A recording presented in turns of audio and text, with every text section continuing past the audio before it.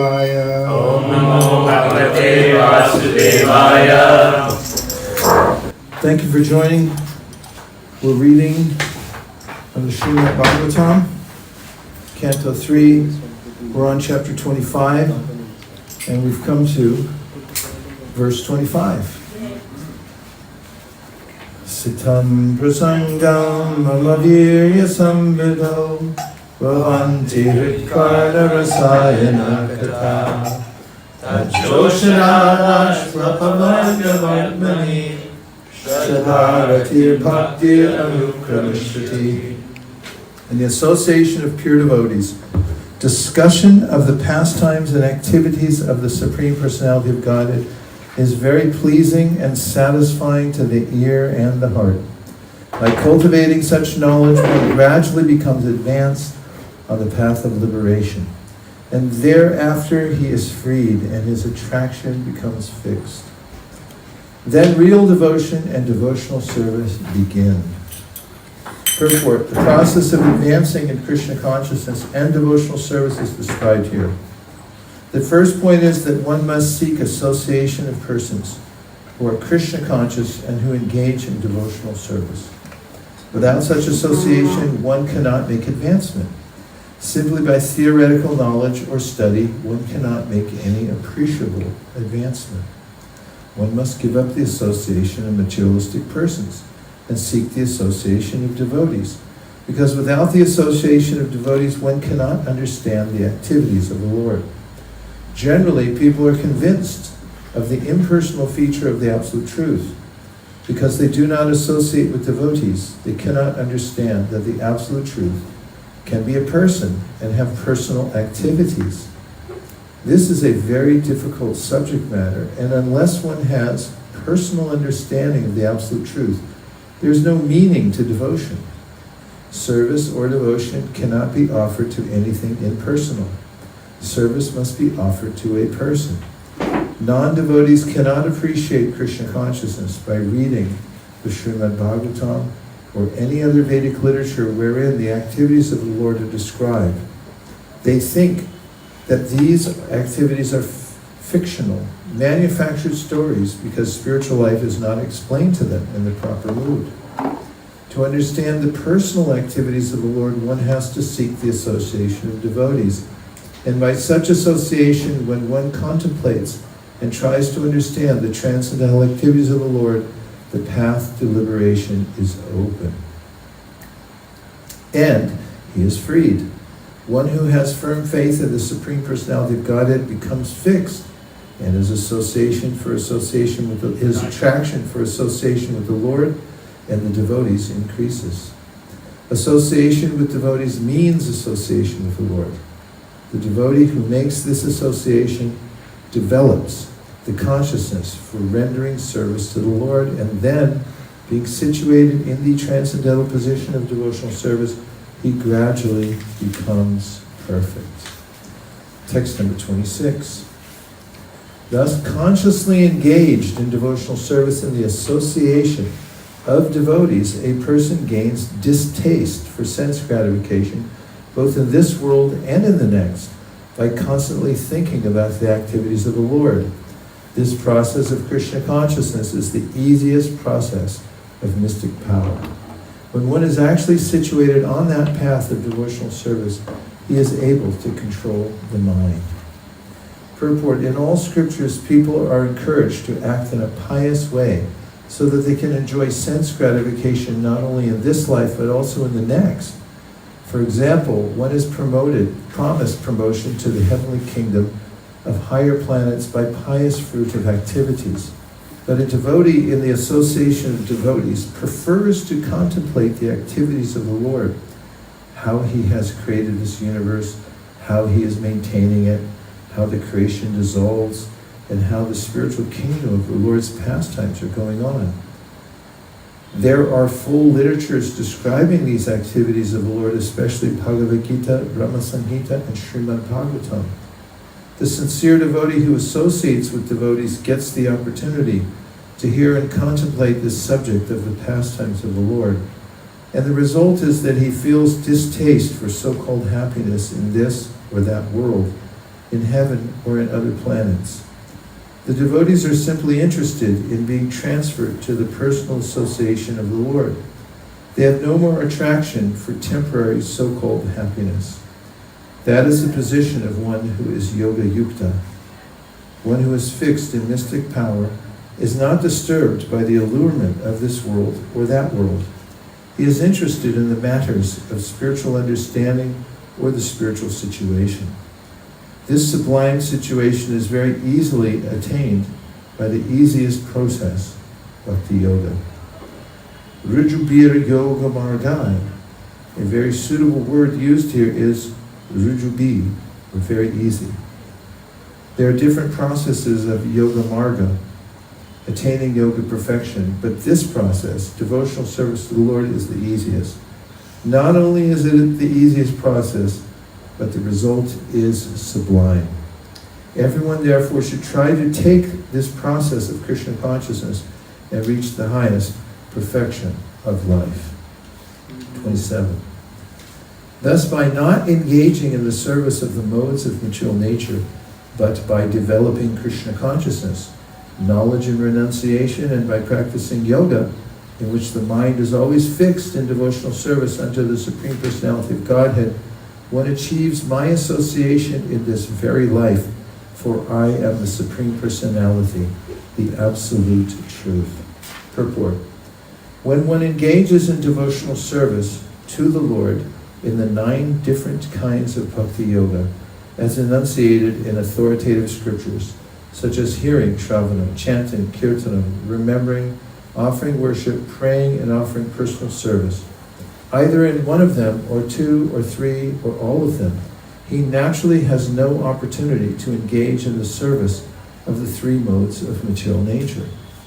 Unless one has good engagements in spiritual service, it is not possible to get out of the attachment to material service. Those who are not devotees, therefore, are interested in so-called humanitarian or philanthropic work, such as opening a hospital or charitable institution. These are undoubtedly good works in the sense that they are pious activities, and the result is that the performer may get some opportunities for sense gratification, either in this life or in the next. Devotional service, however, is beyond the boundary of sense gratification. It is completely spiritual activity. When one engages in the spiritual activities of devotional service, naturally he does not get any opportunity to engage in sense gratifying activities. Krishna conscious activities are performed not blindly, but with perfect understanding of knowledge and renunciation.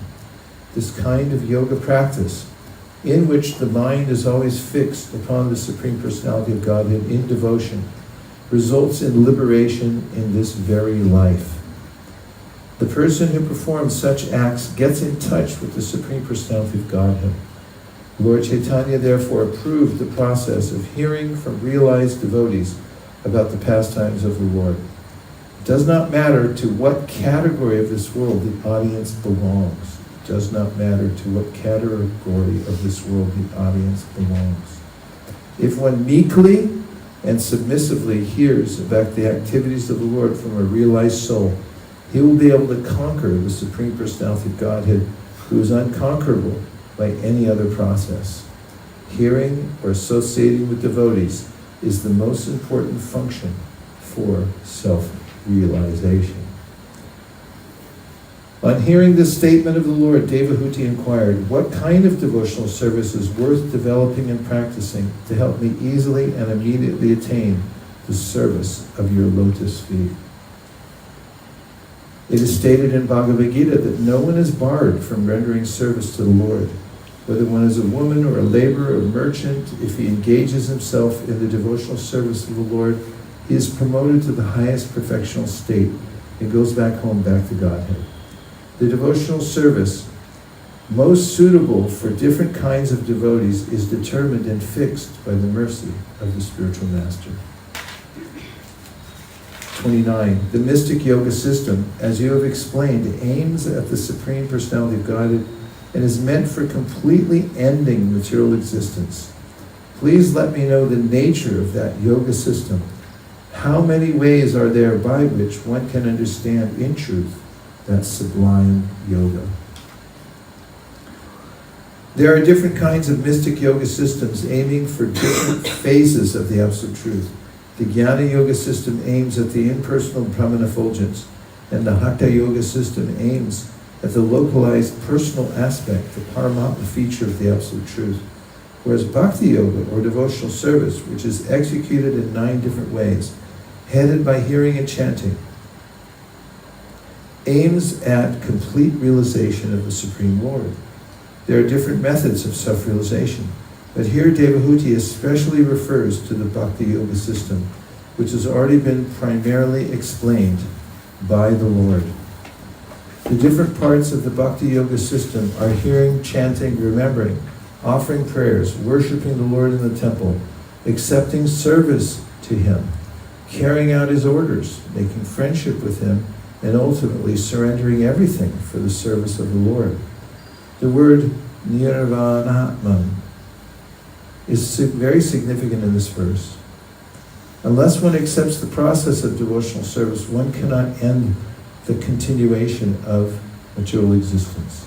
As far as jnanis are concerned, they are interested in jnana yoga, but even if one elevates oneself after a great performance of austerity to the Brahman effulgence, there's a chance of falling down again to the material world. Therefore, jnana yoga does not actually end material existence.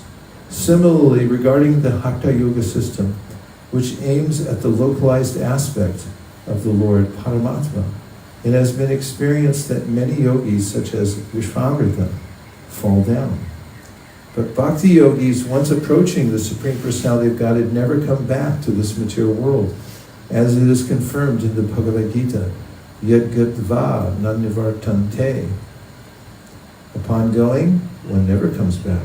Tyakvadeham punarjanma naiti. After giving up this body, he never comes back again to accept a material body. Nirvana does not finish the existence of the soul. The soul is ever existing. Therefore, nirvana means to end one's material existence. And to end material existence means to go back home, back to God. Sometimes it is asked how the living entity falls down from the spiritual world to the material world. Here's the answer.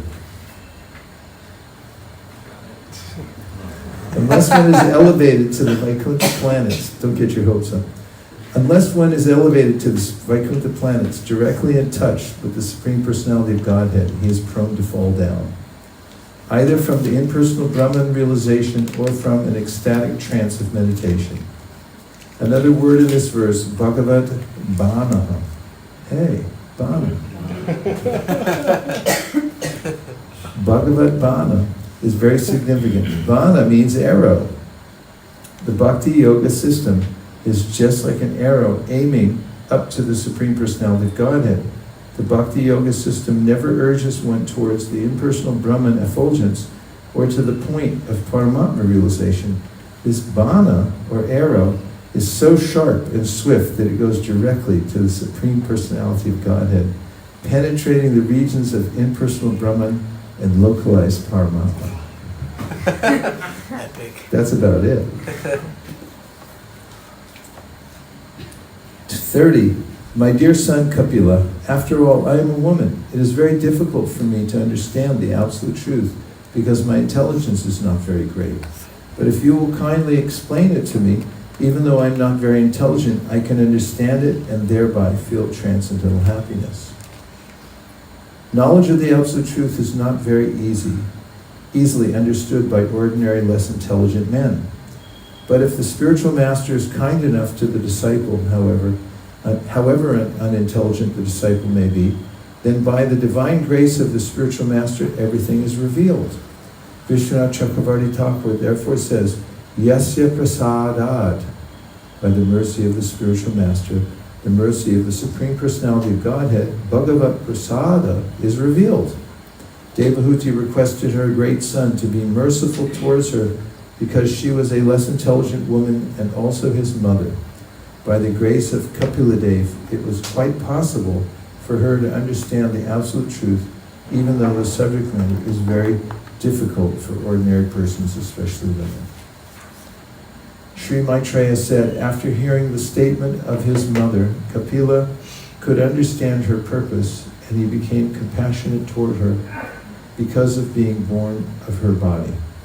He described the Sankhya system of philosophy, which is a combination of devotional service and mystic realization as received by disciplic succession.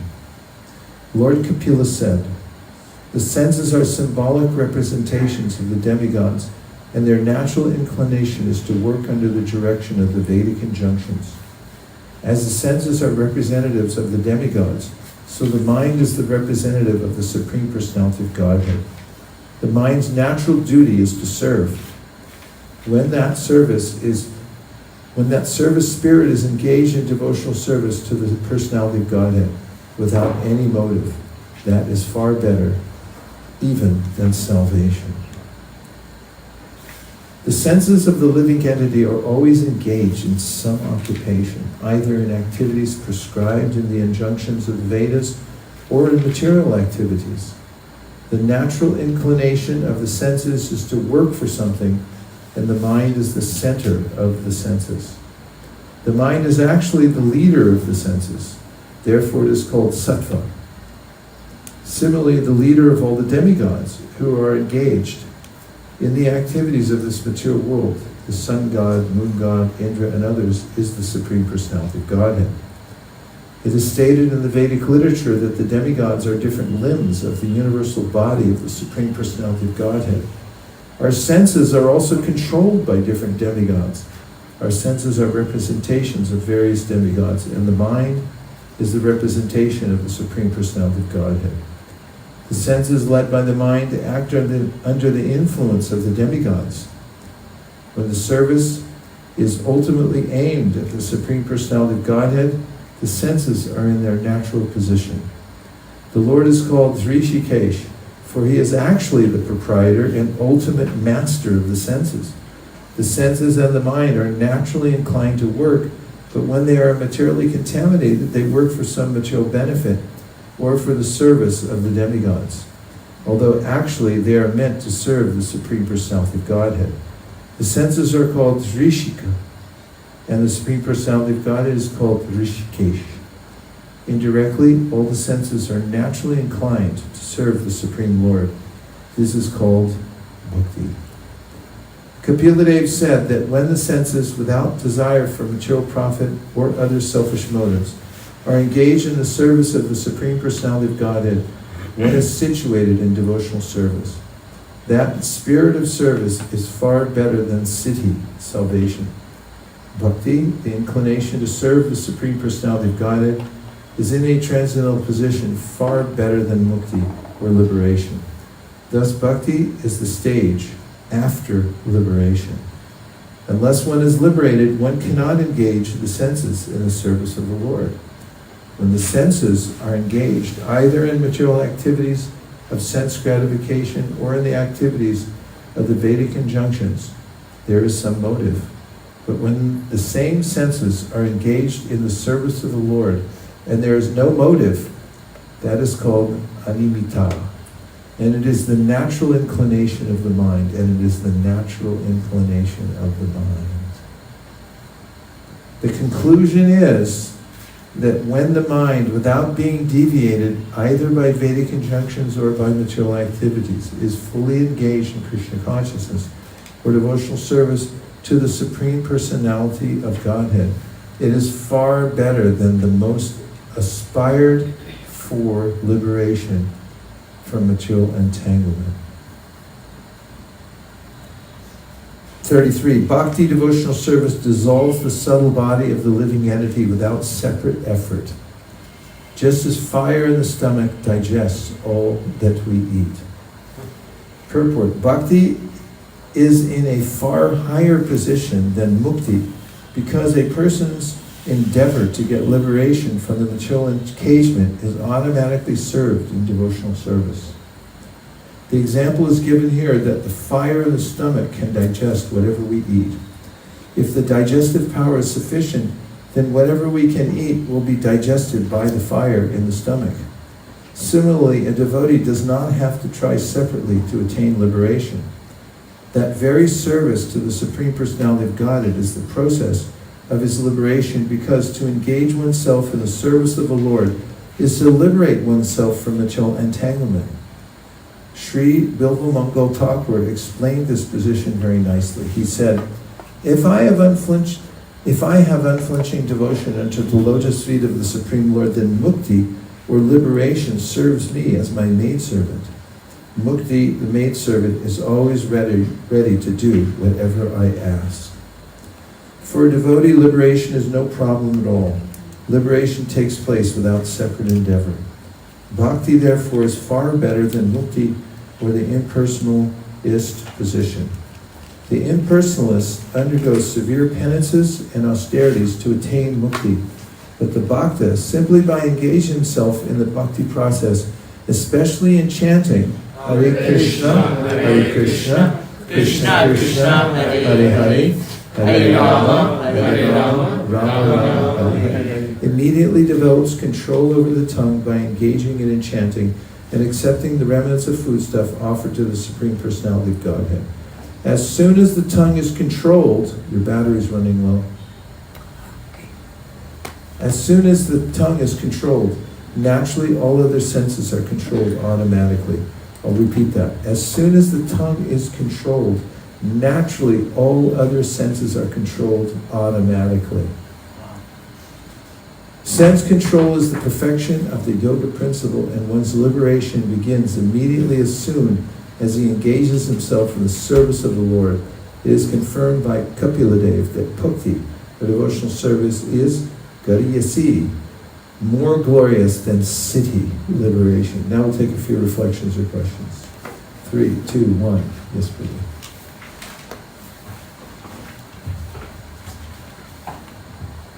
Hare Krishna.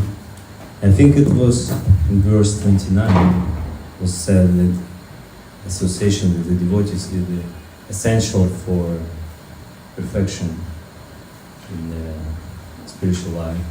And I just had this realization a couple of days ago. I was in Himalayas. I was trying to go deep with my sadhana, with my bhajan, but I couldn't last more than 2 days. I was so bored. It was a peaceful, it was a nice environment, Ganges, nobody else, and you can do your bhajan, but I couldn't. I wanted some interaction, and I just, fed up with this and go back, and I was so hungry for association that I had some books with me, and there was 2 cowherd boys, not boys, guys, with these cows, they're very poor. I gave them book, and I asked, they were interested, and I asked, do you have paisa? Paisa hai? They said, yes, we have. And they gave donation, they took book, and I was, immediately I was like pleased, I was happy. And I just felt this difference when I came to Vrindavan. This song is so different, It's really an important point to go out into bhajan, mode of goodness, then to contrast it with the immersing effect of morning programs. Like here, there's no chance for the senses to go anywhere because we're on such a tight schedule. You get up at 2:45, 3, get ready for Mangalartik, and then Mangalartik, Tulsi, and then chant your rounds. You're always getting ready for something else. And it's, you hardly notice the world's going on because you just packed up in that program that Prabhupada gave us. Thank you for sharing that. It was very helpful. It was not only helpful, but also memorable. Okay, let's see. We're looking outside, we're looking inside. Yadutama.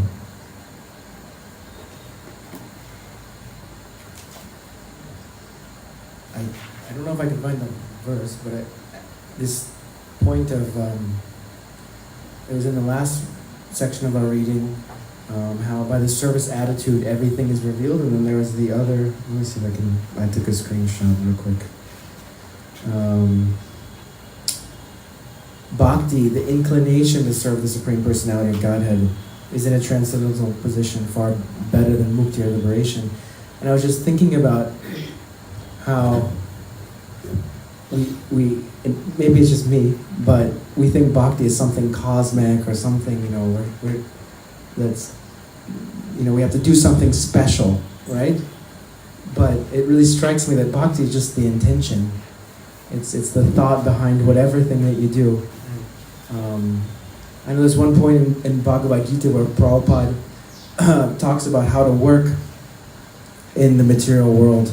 And he says that if you whatever you do, just think that Krishna chose you to do this little service, whether it's some sort of material work, or seemingly so, or whether it's, whether you're offering artik on the altar. If you have the intention of Krishna, I'm just trying to do this for you. Or the topic of, karunika, of compassion, of Prabhupada, like Mataji said, that just by the mercy of Prabhupada, trying to help others by distributing books or serving the mission some way. It's just so amazing how bhakti doesn't have to be something big. It can be something very, very tiny too. It's the intention that's the most important thing. Well, thank you for sharing that. Yes, we have Devavrata and Karuna Saga. You do to know Prabhu's point as reminding me of a story that I completely forgot about, but because he said that, it just came into my mind. Way to go, you do to know. I was distributing books probably like 6 or 7 years ago in San Diego at Balboa Park at a festival of lights. It's a huge festival that they had. And this Hispanic lady and her daughter came up. We spent a good amount of time at the table actually examining each book, and then at the end, the girl really wanted Krishna book. And then she was telling her mom something, and they're going back and forth. She said, tell him. So she told me that she had been working some type of job where she had made money. It was like a simple job, like making cookies or something like that.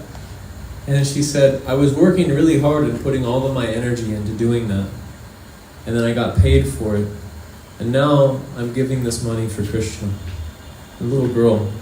And I remember that moved me so much in that particular time, that just to see it all come together. She really worked hard on a particular thing, and the fruit of that was offered for a Krishna book. I was just appreciating Yudhutama's point and how universal bhakti is that anyone, even a child, can enter into it with the right intention. One of the ways in which meeting people here and there, everywhere, and having these experiences of how every soul has this tendency to want to serve, and has a yearning for love, and when they see Krishna, they spontaneously open up. And when we see that again and again, we vicariously enjoy that sense of how lucky we are to be engaged. And it also, oftentimes for me, makes me think, I wish I was as devotional as them. There was a time when we were going door to door. It was in North Carolina. It was 108 degrees every day. And we had a seminar all weekend long, and we were taking the devotees out door to door. And I went with a group. We split up in different parts, and I took this group. I had 7 devotees with me, and I went to this one door, and a physically impaired person came to the door, and they had a caretaker with them who was ornery and didn't want us there. But somehow or other, this person was really attracted to the devotees and was very interested in the book, even though he could barely talk. And he was spasmodic. I don't know what condition he had. It could have been mental impairment, could have been physical, or both. And somehow he battled with her, with his caretaker, to get the book. And then I asked for a donation, and the caretaker went crazy. Like, no. And he said, he insisted. And there was this opening and closing of the door, and finally you could hear some kind of activity going on inside, and finally he came out with, and it might have been her that handed it, all right, here's $5. And they said, one more thing. Do you believe in the power of prayer? And he went, like that, like he wanted to do more. And she said, that's it, that's enough. And she tried to close the door, and he wouldn't let her. And so I said, so you can just say the mantra and repeat after us.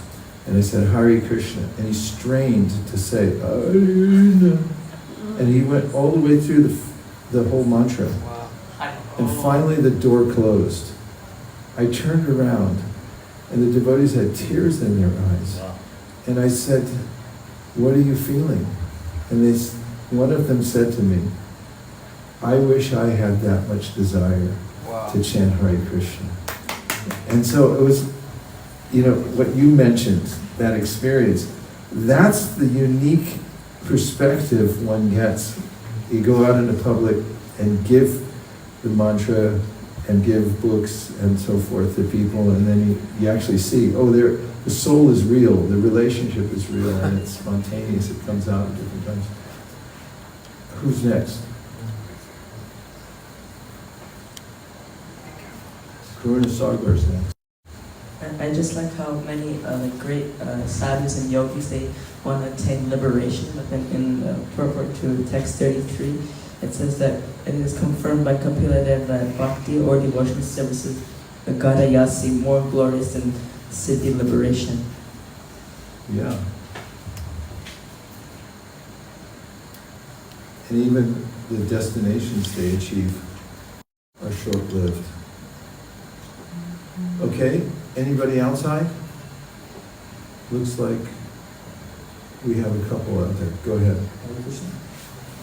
At the end of text 32, Prabhupada says that one can be deviated by a Vedic injunction. So I was hoping if you could provide an example of how you can be deviated. You'll find this prominently in the Bhagavad Gita in chapter 2. And Krishna, in chapter 2, he's talking about how Arjuna should go beyond the flowery words of the Vedas and not be distracted by them, because there is a section of the Vedas that entice one for elevationism. And Krishna speaks about it throughout the Bhagavad Gita, because in the context of the Vedic culture, there are people who are interested in taking advantage of these offers in the Vedas to get a better material life. Means that if you follow certain processes, you can elevate yourself. I've actually met somebody like that. There was a brahmachari who lived in the Calcutta temple, and it was years ago, probably like 81 or something like that. And devotees told me, you see that brahmachari? He wants to go to the heavenly planets. I never met anybody like that. He wants to go to the heavenly planets. And so Krishna in the Bhagavad Gita, he's telling Arjuna and everybody else that these enticements from the Vedas, these are phantasmagoria, and that go beyond that.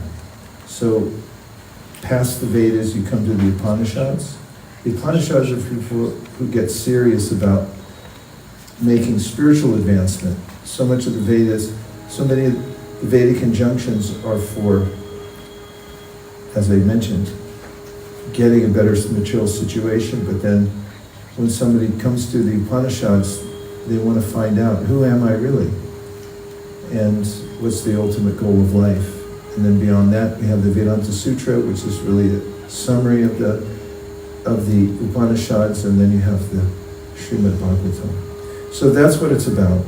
It's about the fact that there are different sections of the Vedas meant for different people, different kinds of people. And Krishna says, bypass all that and go right to what's most important. Okay? Who was next?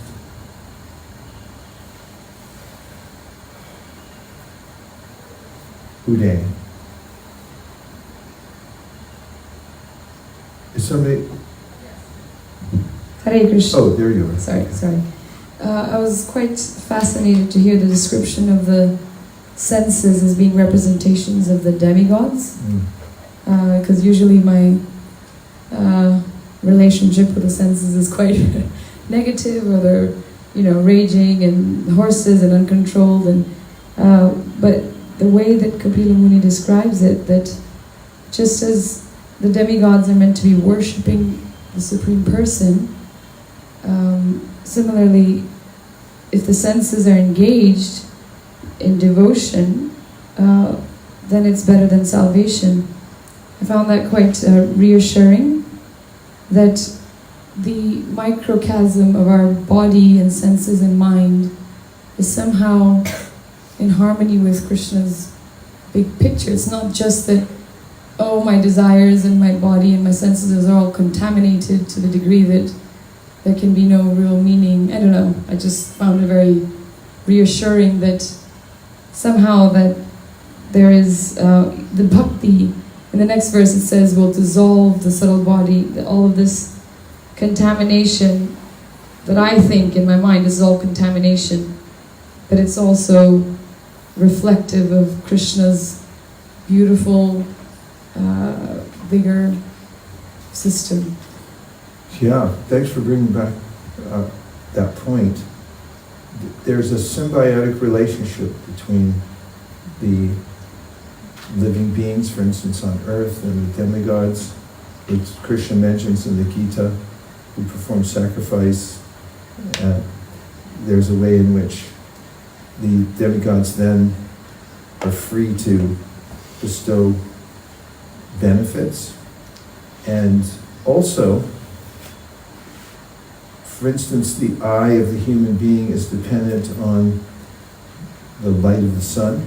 There's no meaning to the eye without the sun. And similarly, every one of the senses has its counterpart in the Adidaivic world.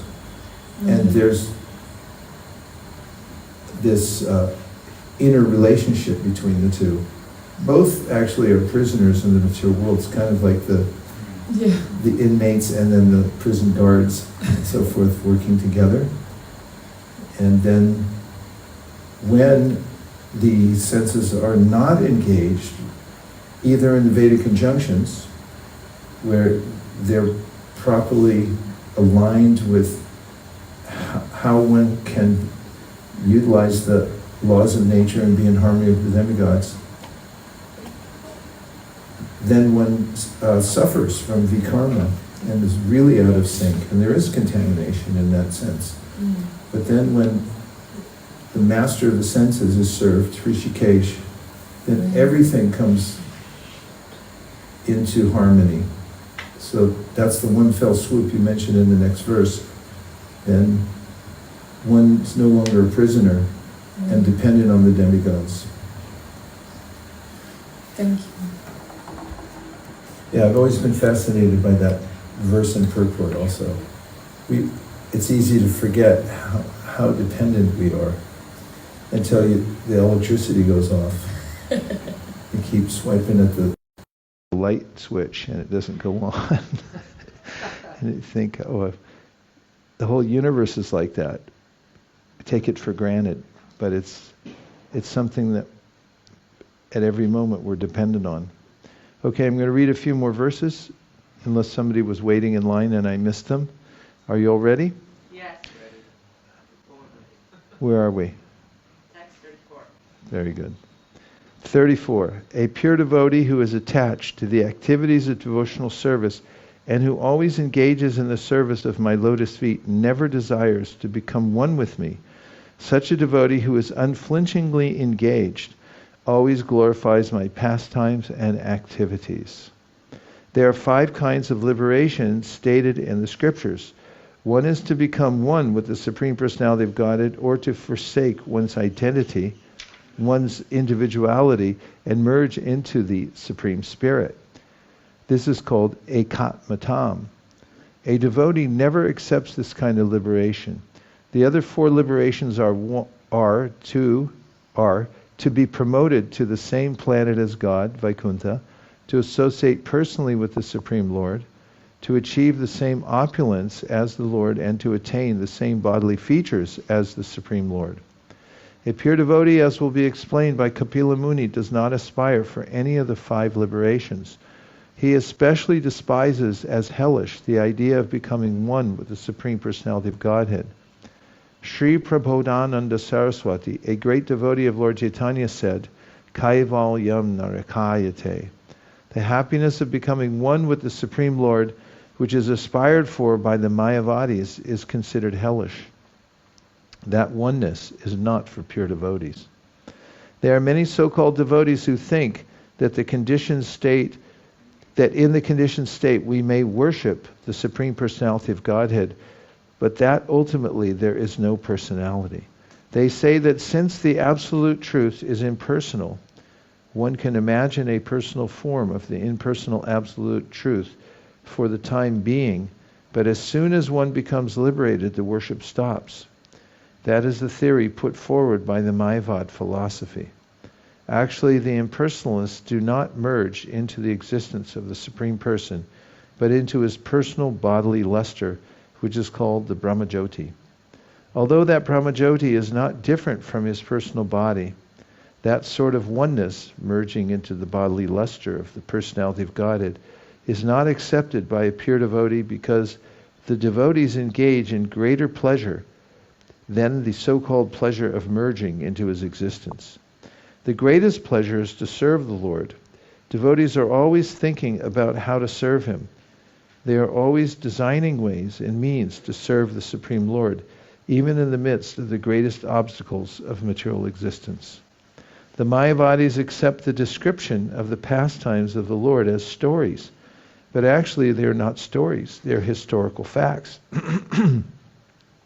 Pure devotees accept the narrations of the pastimes of the Lord not as stories, but as absolute truth. The words mama parushani are significant.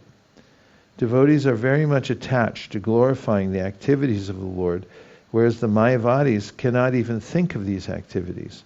According to them, the absolute truth is impersonal. Without personal existence, how can there be activity? The impersonalists take the activities mentioned in the Srimad Bhagavatam, Bhagavad Gita, and other Vedic literatures as fictitious stories, and therefore they interpret them most mischievously. They have no idea of the personality of Godhead. They unnecessarily poke their noses into the scripture and interpret it in a deceptive way in order to mislead the innocent public. The activities of Mayavad philosophy are very dangerous to the public, and therefore Lord Chaitanya warned us never to hear from any Mayavadi about any scripture. They will spoil the entire process, and the person hearing them will never be able to come to the path of devotional service to attain the highest perfection, or will be able to do so only after a very long time. It is clearly stated by Kapila Muni that bhakti activities or activities in devotional service are transcendental to mukti. This is called the Panchama Purushartha. Generally, people engage in the activities of religion, economic development, and sense gratification, and ultimately they work with an idea that they are going to become one with the Supreme Lord, mukti.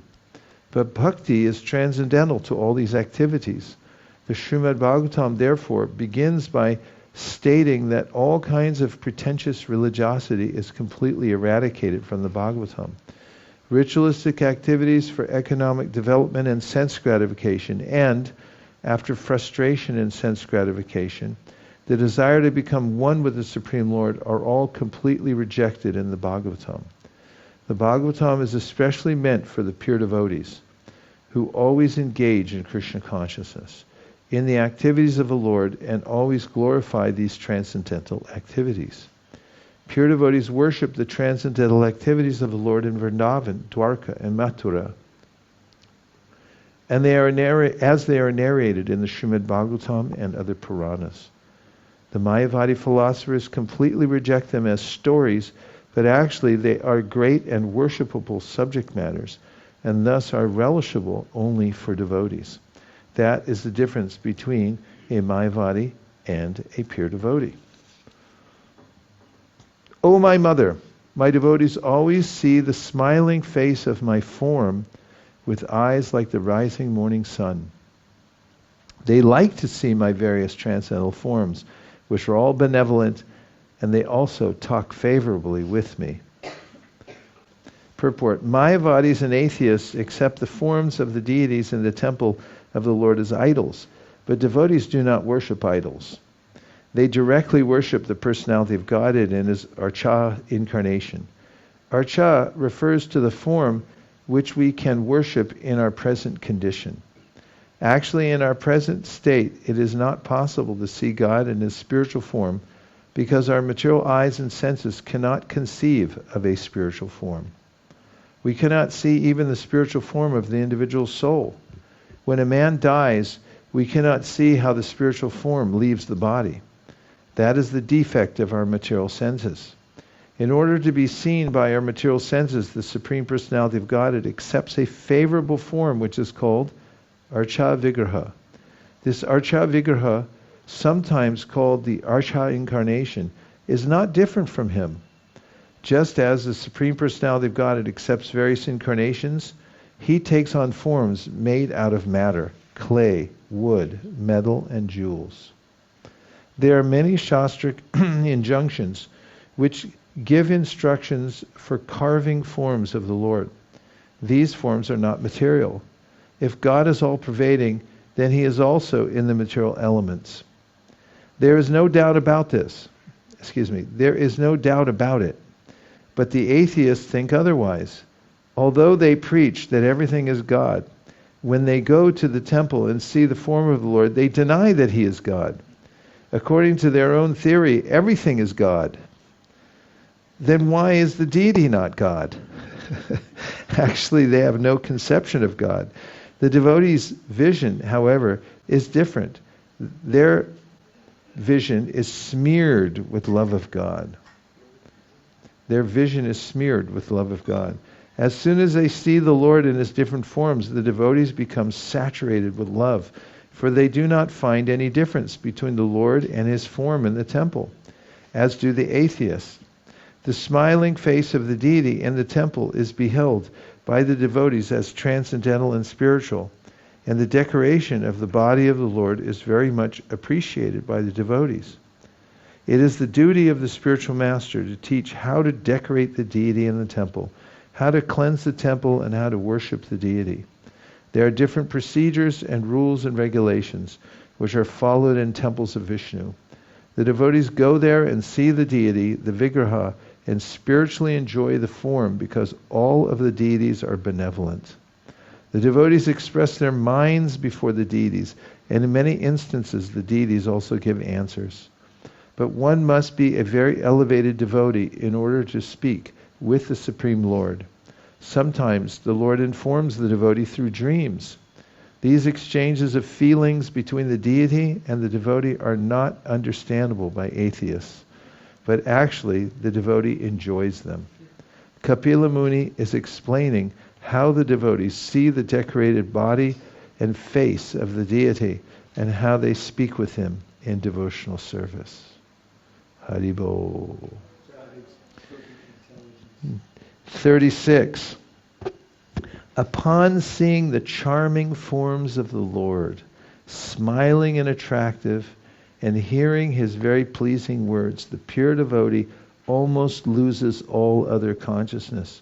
His senses are freed from all other engagements, and he becomes absorbed in devotional service. Thus, in spite of his unwillingness, he attains liberation without separate endeavor.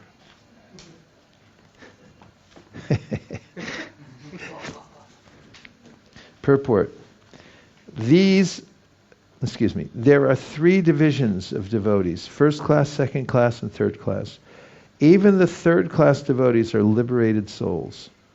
It is explained in this verse that although they do not have knowledge, simply by seeing the beautiful decoration of the deity in the temple, the devotee is absorbed in thought of him and loses all other consciousness. Simply by fixing oneself in Krishna consciousness, engaging the senses in the service of the Lord, one is imperceptibly liberated.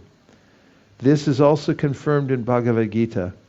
Simply by discharging uncontaminated devotional service as prescribed in the scriptures, one becomes equal to Brahman. In Bhagavad Gita it is said, Brahma bhuyaya kalpate. This means that the living entity in his original state is Brahman, because he is part and parcel of the Supreme Brahman. But simply because of his forgetfulness of his real nature as an eternal servitor of the Lord, he is overwhelmed and captured by Maya. His forgetfulness of his real constitutional position is Maya. Otherwise, he is eternally Brahman. When one is trained to become conscious of his position, he understands that he is a servitor of the Lord. Brahman refers to a state of self-realization. Even the third-class devotee, who is not advanced in knowledge of the Absolute Truth, but simply offers obeisances with great devotion, thinks of the Lord, sees the Lord in the temple, and brings forth flowers and fruits to offer to the deity, becomes imperceptibly liberated. Shraddhayanvita.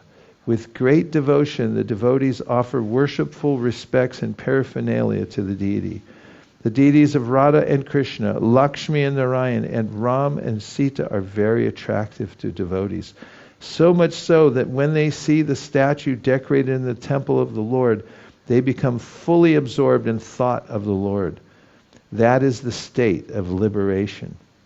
In other words, it is confirmed herewith that even a third-class devotee is in the transcendental position, above those who are trying for liberation by speculation or by other methods.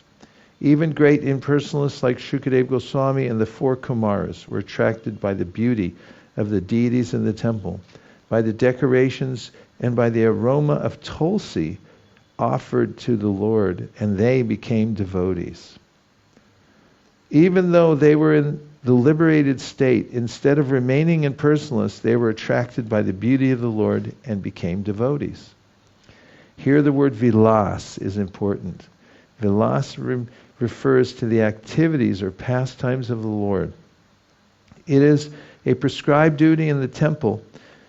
It is a prescribed duty in temple worship that not only should one visit the temple to see the deity nicely decorated, but at the same time he should hear the recitation of Srimad Bhagavatam, Bhagavad Gita, or some similar literature, which is regularly recited in the temple. It is the system in Vrindavan that in every temple there is recitation of the Shastras. Even third-class devotees who have no literary knowledge or no time to read Srimad Bhagavatam or Bhagavad Gita get the opportunity to hear about the pastimes of the Lord. In this way, their minds may remain always absorbed in the thought of the Lord, His form, His activities, and His transcendental nature. This state of Krishna consciousness is a liberated stage. Lord Chaitanya therefore recommended 5 important processes in the discharge of devotional service. 1, to chant the holy names of the Lord, Hare Krishna, Krishna Krishna, Hare Hare, Hare Rama, Rama Rama, Hare Hare. 2, to associate with devotees and serve them as far as possible. 3, to hear Srimad Bhagavatam, check. 4, to see the decorated temple and the deity, and, if possible, 5, to live in a place like Vrindavan material. These 5 items alone can help a devotee achieve the highest perfectional stage. This is confirmed in Bhagavad Gita and here in Srimad Bhagavatam. That third-class devotees can also imperceptibly achieve liberation is accepted in all Vedic literatures. Haribo! Okay. We got a few minutes. We'll take a few reflections or questions, but they better be good. Okay, go ahead, Bana. What? In the previous verse, where Prabhupada talks about how, these impersonalists say God is everywhere, then Prabhupada says, well, why isn't he in the temple then? It just, it reminds me of how incredibly perfect Srila Prabhupada's intelligence is. And he would sometimes say that Krishna is the active principle in everything. And in reading Prabhupada's books over and over again, it's so many times I'll read something and it seems so ordinary and so obvious that it won't even be impactful. And then I'll read it again one time and I'll say, oh my God, what Prabhupada's saying is so obvious, but it's like it just slipped under the carpet and I didn't even notice it until later. And it reminds me how Prabhupada uses that perfect phrase, Krishna conscious, because Krishna is the active principle in everything. When we become Krishna conscious, we realize Krishna's presence in everything, how we've never even noticed it before. I think one of those phrases for me today was about how one with a service attitude. How does that go, Swami Prakash?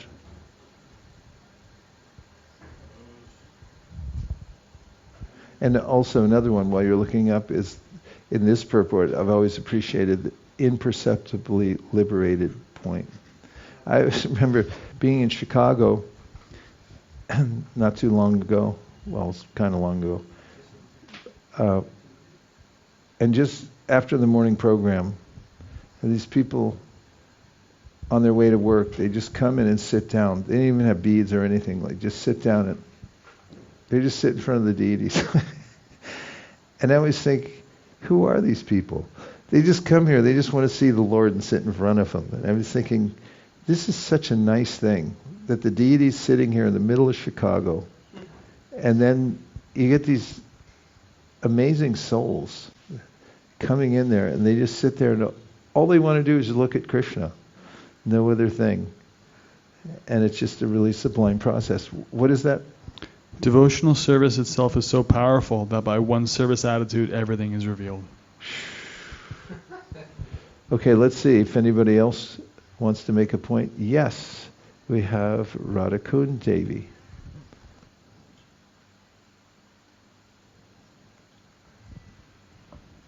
You know, when it was mentioning how the pure devotee sees the Lord, in Juhu, 1974, there were just a few of us. And when Prabhupada would come for darshan, we didn't look at the deities. We just saw Prabhupada. Tears pouring from his eyes. He has so much love for Radharasa Bihari. And how they were like in his shack. He was like promising them a beautiful temple. But just seeing him and his tears, that was contagious. Yeah, it's as if all the temples in the world that Prabhupada established were a manifestation from his heart. And that's the way that he went everywhere. And the deities came there, and on his request, they'd stay there to benedict everybody. Such a nice recount, Radhakund Devi. Thank you very much for that. I think we'll keep that image in our mind. Prabhupada greeting the deities and you being attached to Prabhupada, seeing the deities, that's even better. Okay, somebody else had their hand up back there. I think. I was mistaken. It was Mahendra. I was just showing that Mataji wanted to speak. I can just add my... It was just so charming, the Prabhupada's explanation of devotees' relationship with the deities. And from the translation of the verses, how the devotees reveals his heart in friendship and speaks with the deity responds. And of course he explains in the purport that requires a certain level of advancement, but the deity responds and sometimes speaks in the dreams. And the devotees, just by seeing the beauty of the temple decorations and the deities, loses all other consciousness, but this cannot be appreciated by anyone.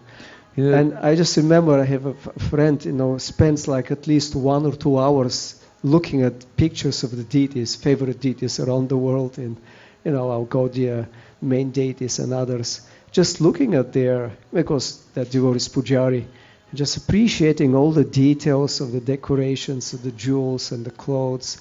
It's a whole meditation and samadhi, and Prabhupada says this is liberation. You're not in this world just by this.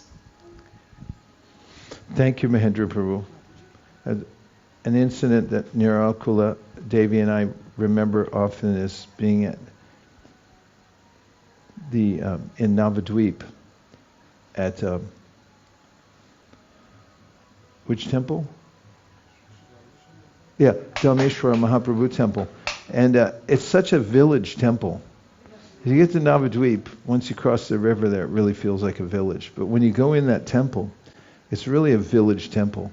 And we were there one day with the yatra, and there was this woman from the village, and she was out in front of the deity, and she was just talking to him like he was, actually she was sort of chastising him a little bit, like, how come you're, of course we had somebody who was translating for us, but what happened to your hair? How come you're not wearing your hair today? She was just very naturally conversing with him and asking him questions, and it was as if a conversation was going on between two people in the village. And it was, it really took us in because of her approach to the deity, which is not pretentious at all, nor was it she was being demonstrative or in any way. It was just natural for her to walk in and it's like, how come where's your hair? Today, what happened to your hair? And so forth with the deity.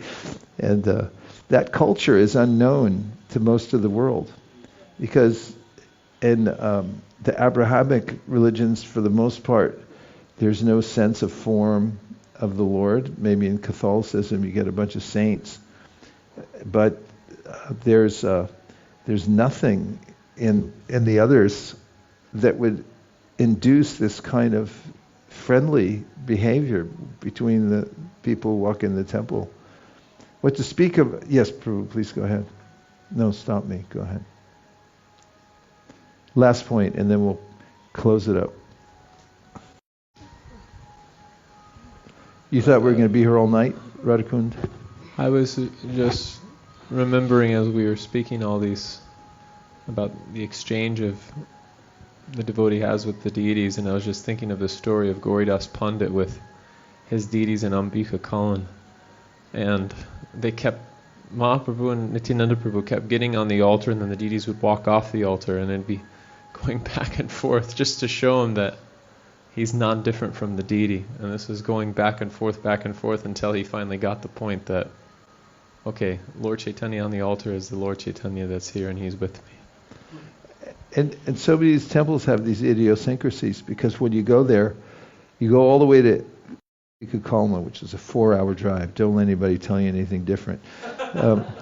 Once you get there, they'll open the curtain for like 3 seconds and close it. And you're like, what's this all about? It's like, these deities are so attracted to the devotion of the devotees, they'll leave if they see somebody that we don't want them walking out of here. Yes, Prabhu. Thank you so much. And what's actually take away from today's discussion, you said that, and we discussed that impersonalists, they don't have idea who is maintaining and providing everything. And then we know that spiritual life starts with a gratitude. We have to be grateful.